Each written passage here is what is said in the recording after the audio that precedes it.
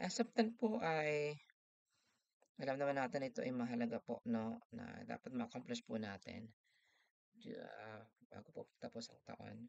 Sa SF2 po ay kung na-accomplish po natin yung database, kung saan po siyang lalabas dito, ano ho, and kung wala po diyang nakalagay, pili lang po kayo ng pangalan dito, kung saan po siyang lalabas, at kung ano pong pangalan na nandito, yun po ang lalabas sa ating SF10. Ano po?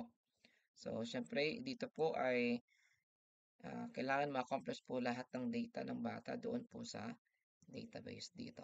Ano ho?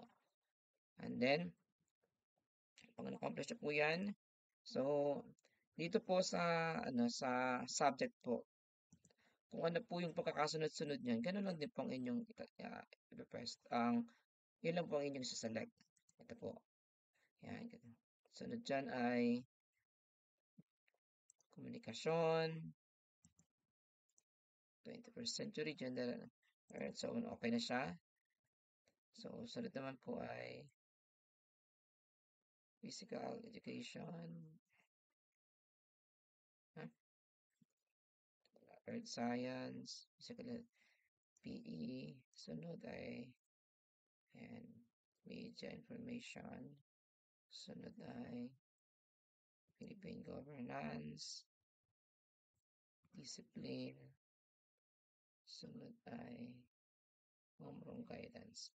Yan. Kung napapansin po ninyo, kusa na po siyang lalabas yung kanilang grade. Sa second sem naman po, tama ba? Second sem po, kung ano lang po yung nasa drop-down list po, yun lang din ang ilalagay ninyo. Yan. So, select nyo lang po yan. Pagpasa, understanding, hanggang, ayan, hanggang yan. So, dito po sa applied, ayan na, nakalagay naman po yan, practical research, sunod ng practical, introduction, sunod ng, pansin po ninyo, merong NA po dyan kasi hindi po tama yung ating mga subject sa bawat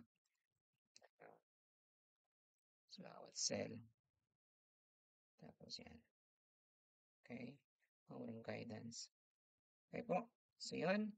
Bakit wala pa siya? Wala ditong data. Kasi po, doon kung pupunta po tayo dito sa SFG, sa SFG sa HD, wala po kasi tayo nakalagay dito. Meron naman. Okay, tayo po natin dito. Balik tayo sa SF10. Second sem.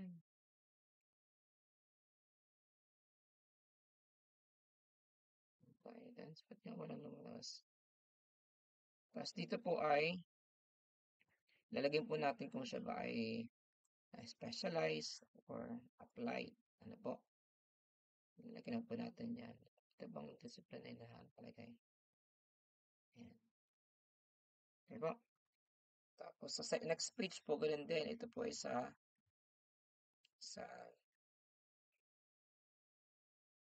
grade 12 first sem at ito naman po ay sa grade 12 second sem. Okay po? So, sa third page po naman ay dapat checkan po natin kung nakompleto ba ng bata yung core subject. Apply subject naman po. Checkan lang po natin yan bago po natin i-print ang kanilang SF10. Okay? So, mali na po sana ang SF10.